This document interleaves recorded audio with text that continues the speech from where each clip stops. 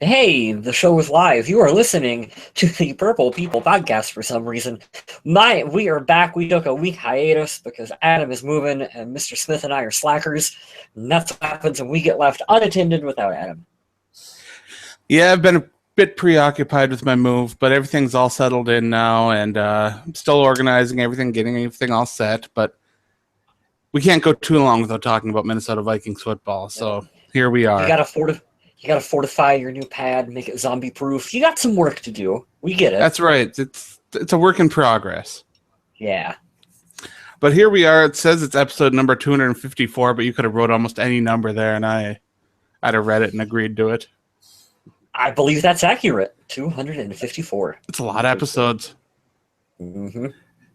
And this one is titled I, Sharona, which is because we weren't very creative today, and we like my Sharona. And, you know, we'll be talking about eyes in a little bit. It's pretty good. MIKE ZIMMER'S eye. Recurring subject here on the show. MIKE ZIMMER'S eye. Yeah, it's our first quick hit. Is that Mike Zimmer underwent his 8th eye surgery, and he had to be away from the team for a while. He went down to his ranch for a while and stayed in contact with people through FaceTime. But he returned yesterday to the team, and the first thing he did when he got there was he evaluated the situation, and then he had the offense running.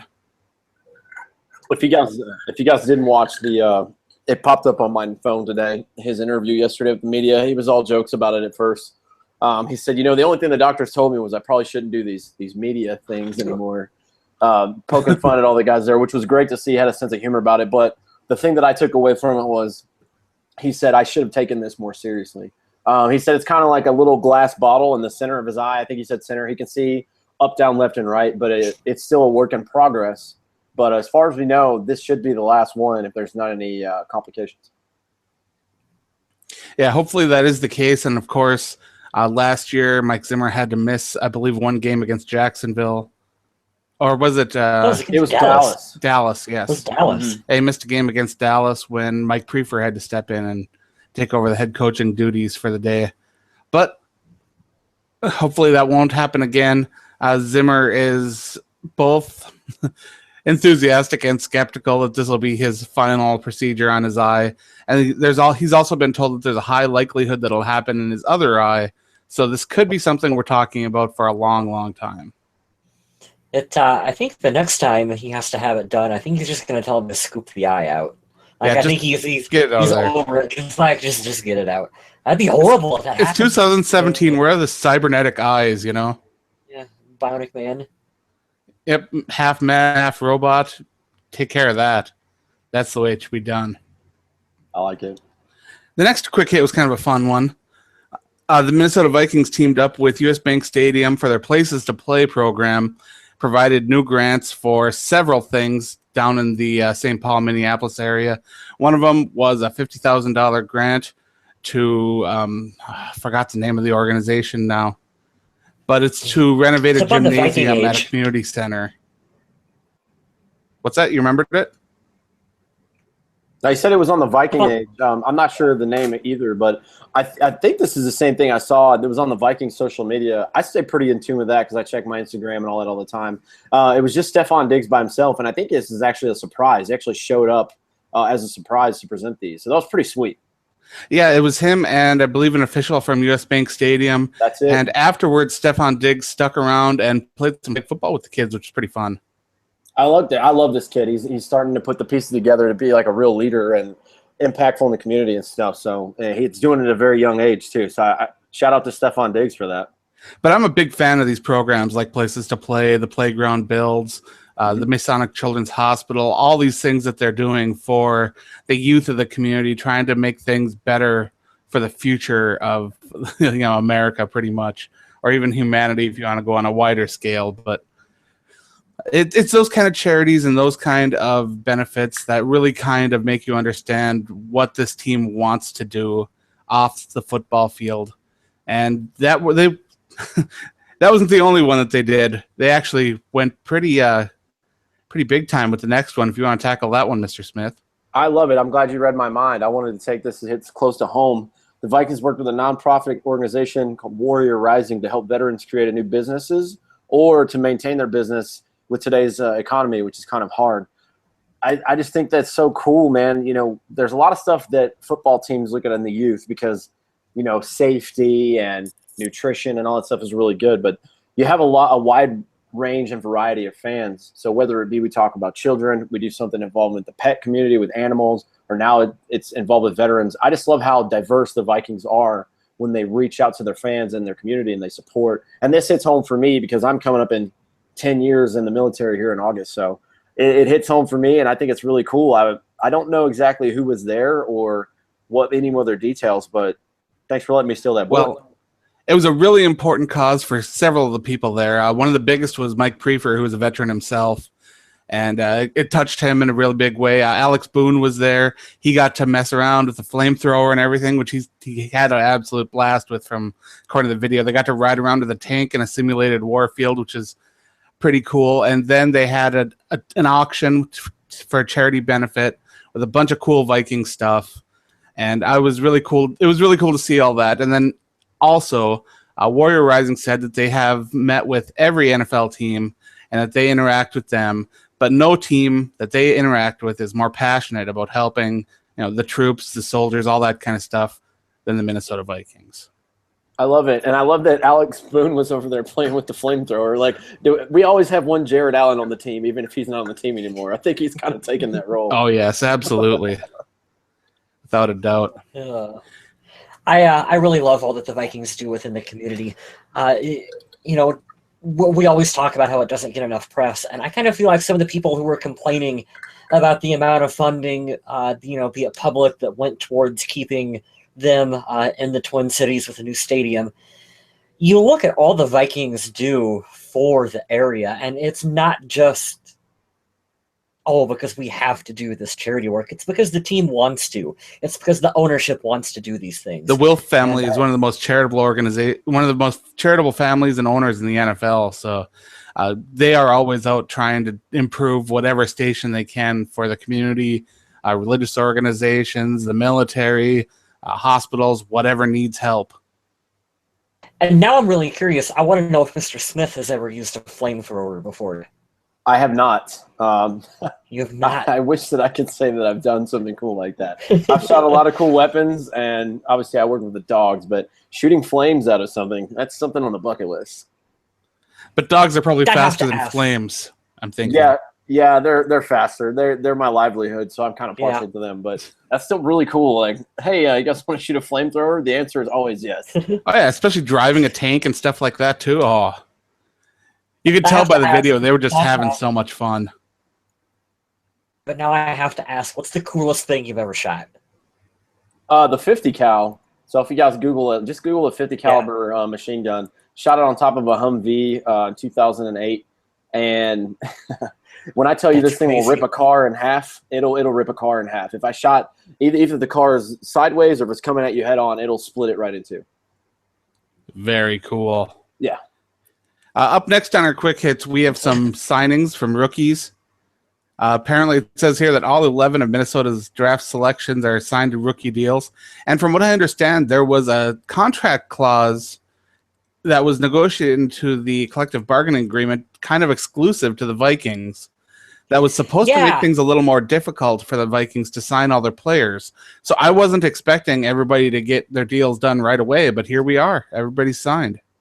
You guys have any more info on that? I did not know about this. I read a little bit about it, but I didn't really report on it because I will freely admit, I don't understand NFL contracts and the ins and outs of the clauses and stuff.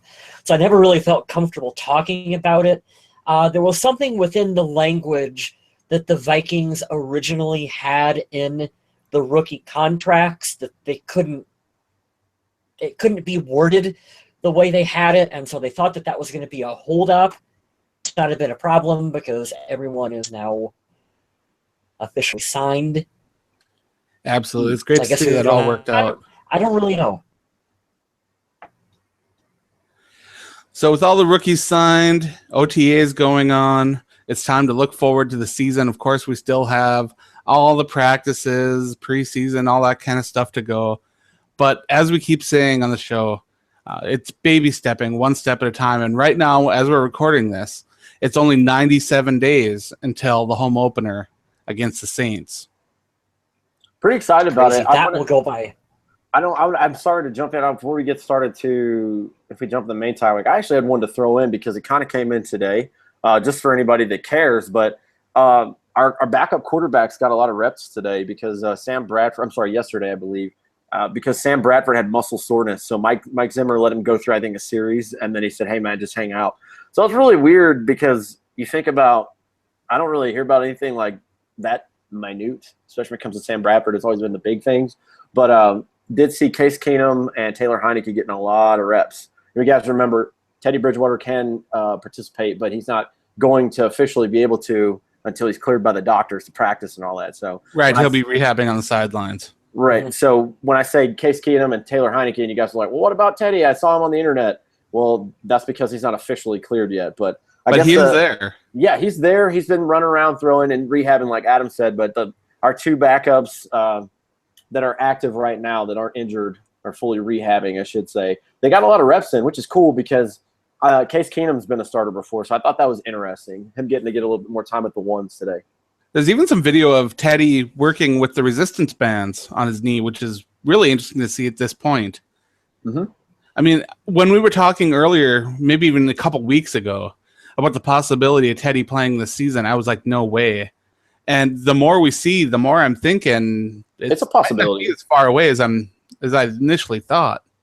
Because we always have the comparisons to Adrian. Remember, he broke it right before the new year, and then he was back by September when we played.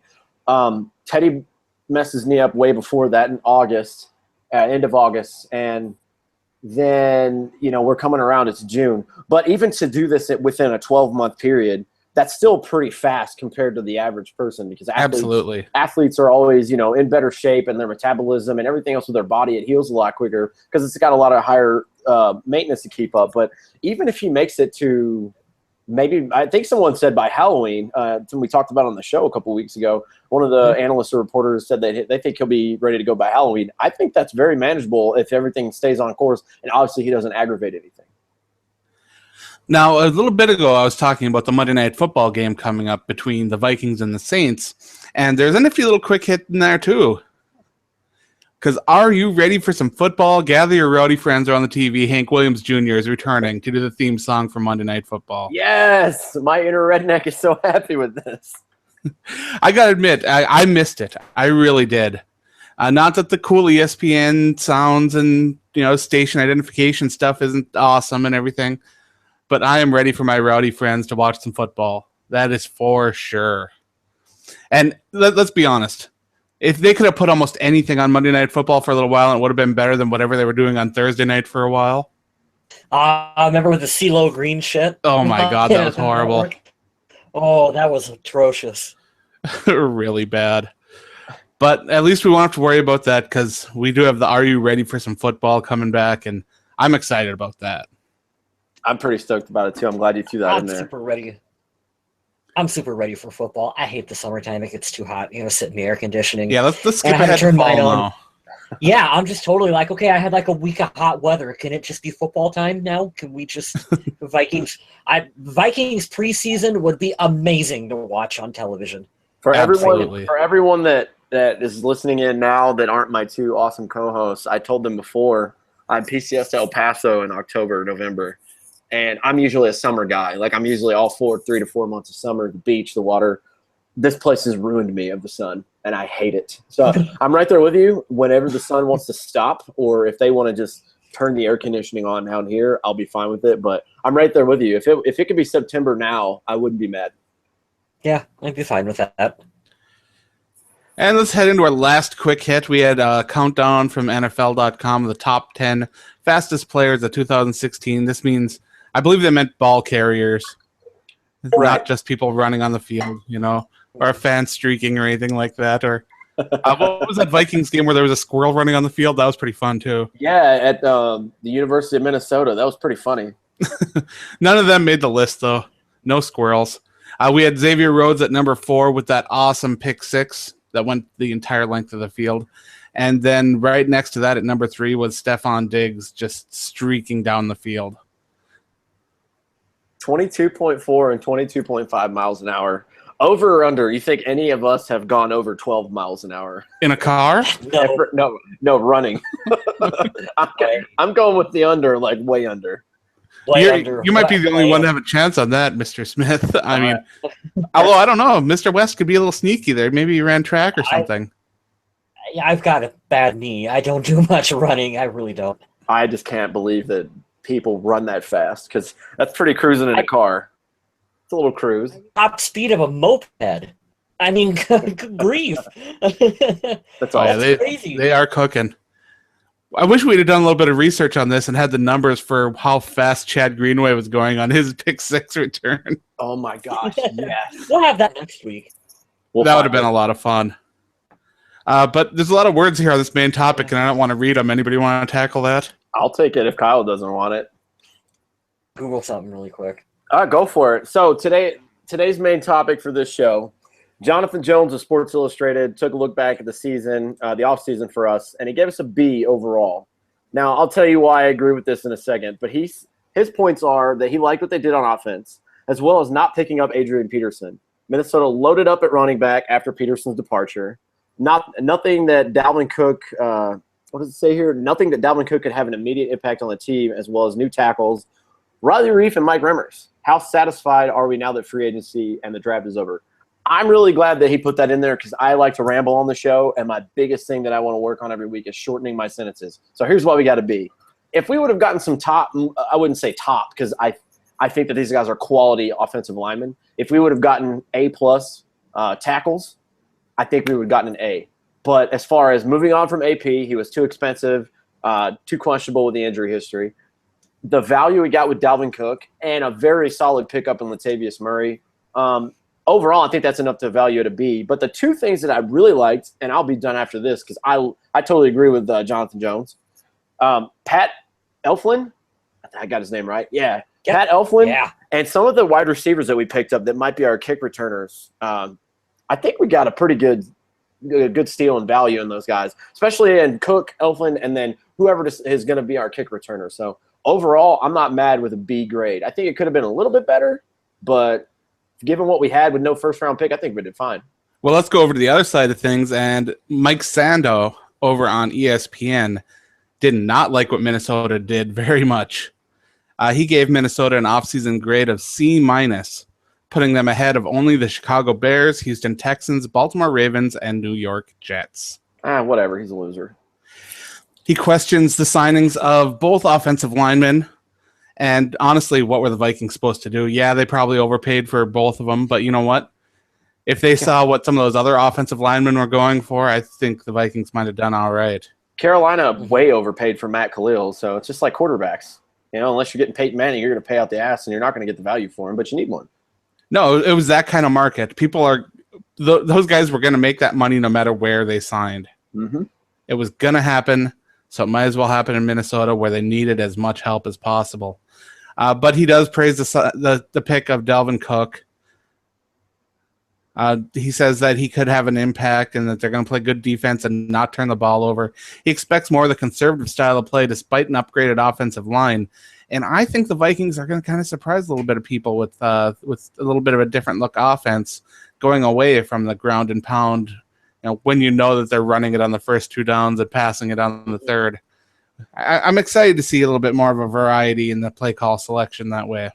I have 2 things for that. I think that I'm with you, Adam. I think what are we supposed to do? You know, I think the reason why a lot of the Vikings fans are okay with this is because we know what Matt Khalil is, but in a Vikings uniform, we don't know what Riley Reif or Mike Zimmers is. So we already know what Matt Khalil is. We're not going to pay for what we know is going to happen, and he's not going to agree to the price when Carolina's just going to pay him out the rear end for that. So that's fine. I just can't believe he said he gave us a D. Like, what do you want us to do, man? We don't have a first-round pick. We got a very good value with our first 2 picks. And the second pick that we had, not second round, the second pick overall addressed a need that we needed. So, yeah, to be fair, it wasn't a D. It was a C-. Oh, I'm sorry. I heard D when you said C-. That's still, it's really bad. But that's only just a touch ahead of the Bears at D+, and I don't know what the Bears have going on. They got Mitchell Trubisky, sir. Watch out. D+ to me was kind of generous for whatever cluster mess they had going on there. You know, this is a cluster mess. You were saying Kyle added it to the chat, and I know I'm probably the worst about it on this show about talking about other teams. But the New York Jets, 5 seconds to talk about the Jets on this. They got rid of. Go for it. They got Brandon Marshall's not there. I know they got rid of one of their D linemen. They traded one of their number 1 overall picks to Cleveland, and now Eric Decker's gone. Like, are the Jets just not going to play football this year? Didn't they just cut one of their best linebackers too? I think so. And Ryan Fitzmagic, he's the backup in Tampa now. So, like, what the hell are the New York Jets doing? I'm sorry, Kyle made me think of that with the Eric Decker post. So I don't know. Which is another question. Both of you guys on the spot.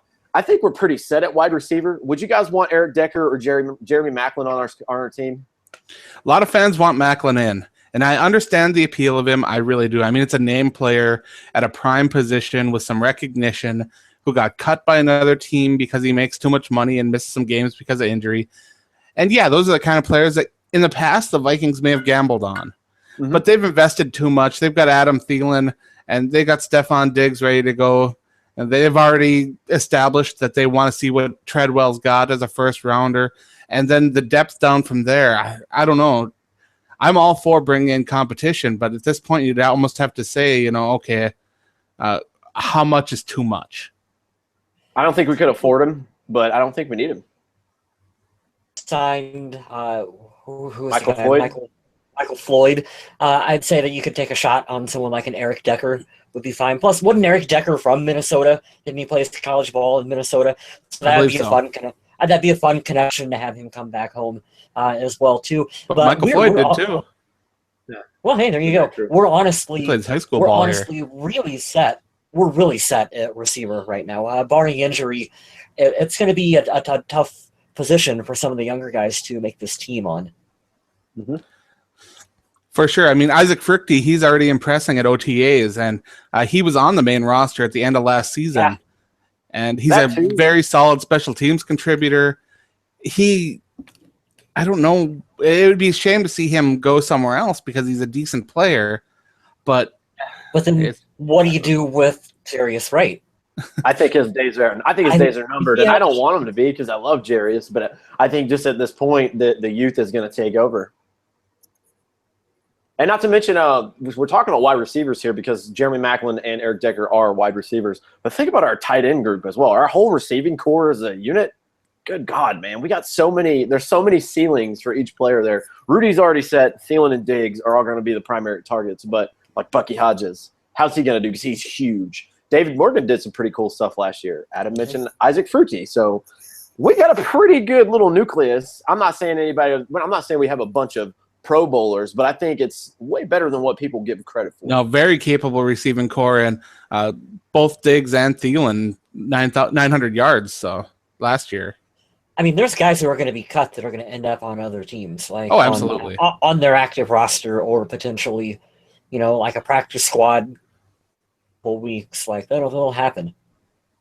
And I don't think we're full of ourselves by saying that either. Like there's legit talent on this team, the active 53. Oh, yeah. Yeah, definitely don't doubt that one bit. But it's interesting to see the difference between Sports Illustrated with a B and Mike Sando with the C-, just based on how they evaluate the different players who, both experts are looking at the same players from the same teams, making the same plays and making different evaluations. And I think that's amazing. I love watching that kind of stuff. I think it's funny, too, because I've learned just as a fan over the last 3 or 4 years is the true evaluation of players, especially drafted players, they don't start till about 3 years afterwards. Like everybody's labeled Laquan Treadwell a bust that I've read online. The kid he's had 1 year. I mean, I'll give you a prime example within our own division. Kevin White's a monster in college, right? Oh, yes. With the Bears for 2 years. He might have caught, 10 passes. He's been hit with injury. You can't really label this. I think that's really funny that, this is a B. Like, let's take a couple years ago. Take 2011 or 12 when Russell Wilson was drafted. They were probably like, you took a third-round quarterback. Good for you. Yep. Now look at everything now. It's not really accurate to do it this early, but it sure is fun to get those grades and talk about them. And that was pretty cool that they had such a difference there. One of my favorite things to do is I love watching a movie and then going and looking at user or critic reviews of that movie just to try to see what they thought of what I saw and see how the two match up. Mm-hmm. It's really a lot of fun to see how different things can look on one similar thing through a different pair of eyes. I love it. Kyle, You you look were at good. There you go. I was going to say, you go back a few years, just speaking of the draft in general, and the Vikings, we won the draft when we had 3 first-round picks, and it was, who were the guys? Cordero Patterson, Sharif Floyd, Xavier Rhodes. And then you look at, well, Floyd's been great but hurt, questionable future. Rhodes is a Pro Bowl player. He's lived up to doing beyond expectations, and Patterson isn't even on the team. So, I mean, it's like the immediate of you said versus where it ends up is oftentimes two completely different things. Mm-hmm. Absolutely. So which one of you guys is ready with the social media question? I am, sir, because I posted it yesterday, which brings it to kind of like a full circle about this question we just had. So I was thinking about, we've been talking a lot all the time about the offense. Sam Bradford versus Teddy Bridgewater. Last year was after the 5-0 start, blah, blah, blah. But we don't really give too much attention to the defense because we always think we're pretty set. But the defense kind of ran out of gas. And I don't know if you guys had heard that in the recent weeks because we didn't have the show last week. But Everson Griffin said the defense ran out of gas last year after a hot start. And it made me start to think. So the social media question, which was posted less than a day ago, so we don't have that many responses, was what is the biggest potential strength and weakness of the Vikings defense? And I'm going to pick on some people in here because they put something that was not the defense. So Thomas Buge, faithful commenter and listener, said the strength would be the secondary, which I could see when you have 2 Pro Bowlers, and Harrison Smith at safety, Xavier Rhodes at corner. And last year, Terrence Newman played at a Pro Bowl level. Trey Waynes came through in the clutch after a weird game 2, but he won a game for us there. He became better and better. He says the weakness is left tackle. I'm talking about the defense here, but I don't know. We'll have to see how the maybe it's talking about the defense attacking their left tackle, and he's going to be weak. Maybe, depending on which side would Danielle Hunter be on. No, just Everson doing work, But yeah, Thomas is always a faithful commenter and to the show, so thank you for looking in.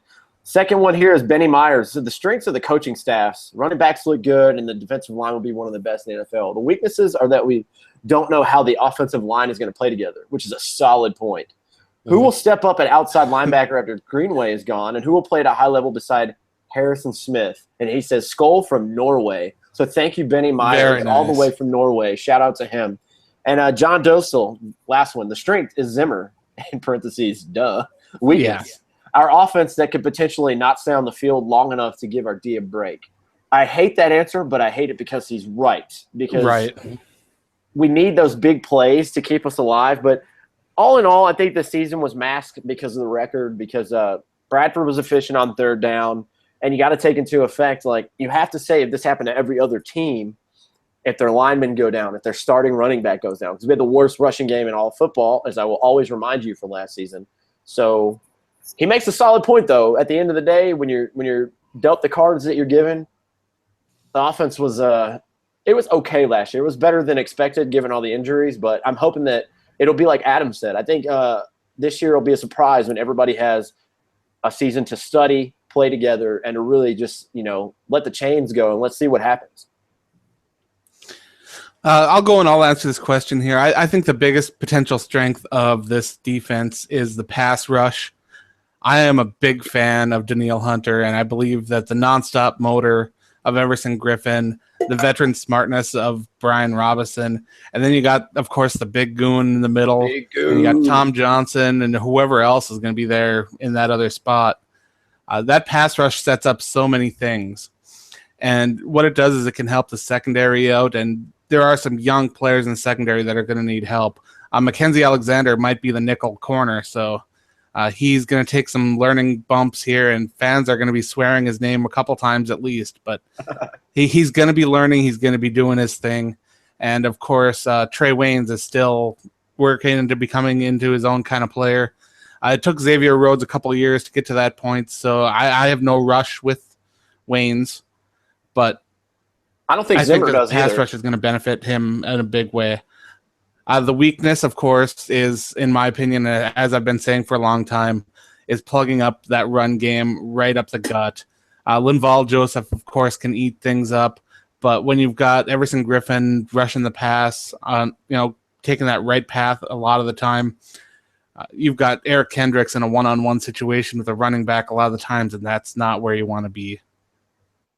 It'll be interesting to see who fills beside Big Goon, because didn't we pick up Dayton Jones as well? It'd be nice to see him come back to Ford because he's a defensive tackle.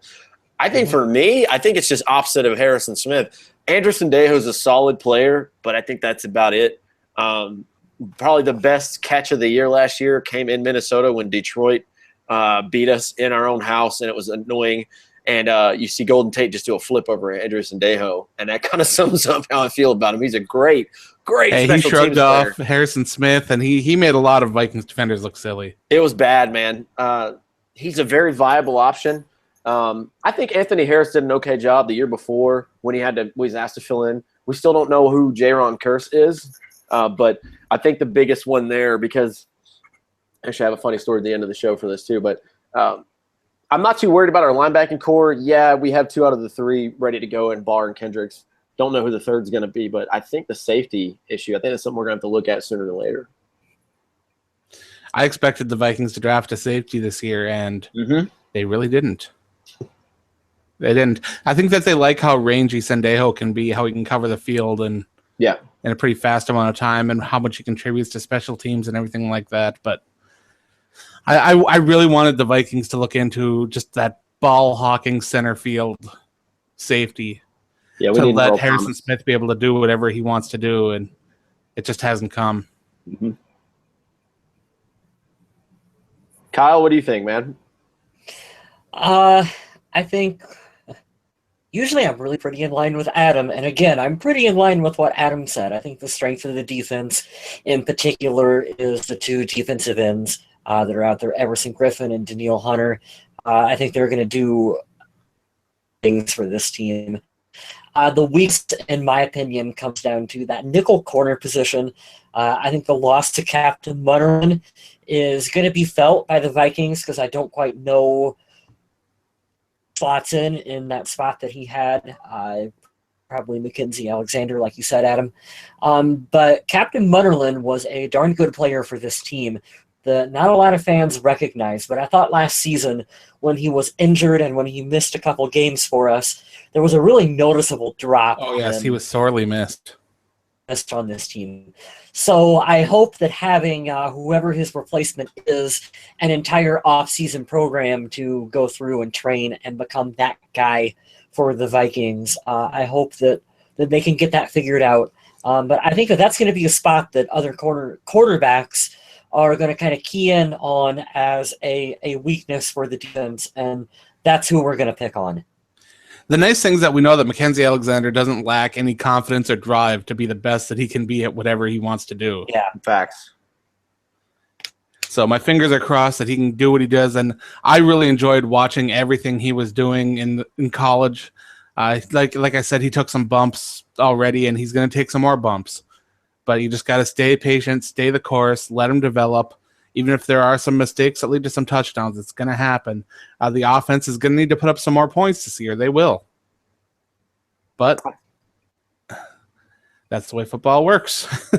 I just hope, and I don't think this will be a problem, but I hope that the young guys system buy into Mike Zimmer because we have a darn good defensively minded coach. Just follow his lead, and like the team, if they try to freelance and do this other stuff, that's when there's problems. I don't think Zimmer's going to tolerate much of that at all this year. Yeah, I don't expect too much of that either. I'm excited to see the new, little bit more stern version of Zimmer, because what he was before was pretty rough, so I'm excited. I like that. I like it a lot. We don't have a social media question down for next week right now, but we'll come up with one, so watch for it on Facebook and Twitter. Well, it'll be up there. And I don't know if Kyle's got a 5 or Mr. Smith has a bold statement or anything like that. I do not this week, but I bet Mr. Smith has a bold statement. I wish you would have put me on the spot because I don't. I just really like that article that you guys sent in the group chat earlier about Brett Favre not knowing what the nickel defense was, and I was that like, was a great video. That's a No, I didn't click quarterback. on that yet. I haven't had the time. Is that what it was? So let me tell you if you didn't already know this, because we'll pass a little bit of time so we can end the show. So Brett Favre, former Viking at the end of his career, mostly known as a Green Bay Packer, but for this one, it's just too funny not to talk about. He said he remembers it's probably his second season in Green Bay. He's finally the starter, and they're sitting and watching film. I think it was their coach, Mike Holmgren, was going over. He's like, hey, this is the nickel defense. Yeah. This is how we're going to attack it. And he's like, if you don't know what you're doing, just kind of fake it, and then it'll pass by. So he waited a whole season. I guess it would have been his third full season. He went up to Ty Detmer, the backup, and was like, hey, I have a serious question for you. He's like, yeah. He's like, what is a nickel defense? And he's like, wait, what? Are you serious? And Brett's like, yeah. He's like, well, it's basically when they sub a linebacker for a DB. And Brett Favre, spoiler alert, if you have kids listening, turn the volume down. But Brett Favre goes, that's it? Who gives a shit? Just the way he said it, I was like, this guy's in the Hall of Fame. Holy crap. And he didn't know what a nickel defense was for 2 or 3 seasons, which is just speaks true to who he was, man. He was so goofy and authentic and just loved it. He just went out and played football, which was awesome. He just wanted to go out and throw the football really far. And I love the fact that he was always like, yeah, every time I went to throw the ball, I wanted to throw a touchdown. It's like, yeah, that's not how that works, but that's a damn good attitude to have. But yeah, that's the link that was sent in the group chat earlier. I was dying laughing. I listened to it about 2 or 3 Oh, yeah, I figured you guys would love that. But that could take place of a bold statement this week. We'll come up with something. I like Kyle's little segment a lot better than mine. 5. I like the 5 from Kyle West. So. Yeah, I didn't have time to do a 5 this week, so I'll get 5 next week. I don't have a segment. I just stand here and look handsome. You keep the. No. What people don't realize is Adam comes up with Adam keeps the show running. Adam is the backbone of the show because he writes a lot of stuff for the Viking Age. We have content. He's very much professional on here, and then he comes up with the freaking show titles. Like, I was pretty happy with The Walking Dead just because it has to do with you guys. Not bad. On today, he's like, how about I, Sharona? I was like, how do you just poop out these show titles? Like, he regurgitates more than I'll ever remember. So, yeah, the backbone of the show. We're glad to have you back. But speaking of that, I am going to plug some of my stuff here because Fear the Walking Dead returned for the Season 3 premiere as well as a follow-up episode. So they got 2 new episodes on Sunday. So if you're a big fan of those zombie shows, and those 2 episodes on Sunday were flipping fantastic. So if you aren't watching Fear the Walking Dead right now, you are missing out. And I'm absolutely saying to tune in. And if you like that stuff, check me out on Undead Walking. Me and my group of writers over there are always trying to get the best out there for any fan of zombies. Also, if you like the Minnesota Vikings, and you should because you've listened this far, check me out on the Viking Age. I got lots of articles going up there all the time along with Adam Patrick and our wonderful staff of writers over there. We are doing our best to keep you up to date on everything to do with the Minnesota Vikings, giving our thoughts, opinions on all the news, transactions, and whatnot in the world of pro football in Minnesota. They even have an app, guys. It's on here on my iPhone right now. Yep, the Viking Age and Undead Walking both have great apps to where if you don't want a lot of that other content, you can just specialize it to what you want, which is great. Let's give a shout out really quick to both Eric and Scott, who have been with us in the chat room this week. We thank you guys for both those guys are absolutely awesome. We love having them with us. Scott, you missed most of the episode, but you can always catch the replay. That's the beauty of YouTube, is that what we say is to hear all of the time for you to go back and listen forever. Yep. Or you can go on iTunes, PodOMatic, Google Podcasts, Stitcher, SoundCloud, Player FM, Spreaker, YouTube, wherever. You can call us on the phone. We'll just you can even go to the Viking Age app and give it a listen. Why not? Yeah, sure. If you missed the show, or if you want to hear it again, which I don't know why you'd want to listen to it a second time. I mean, once is enough, right? But hey, sure. I guess if there are people that are loving this, then that's on them. But yeah, there are plenty of places to give this a listen, and we appreciate everyone who does. Do you have anything that you'd like to plug there, either Kyle? Nope. We're getting close, I was just guys. thinking, less than 100 days till the season kicks off. Yeah, we got the countdown going on the Viking Age. 97 right now.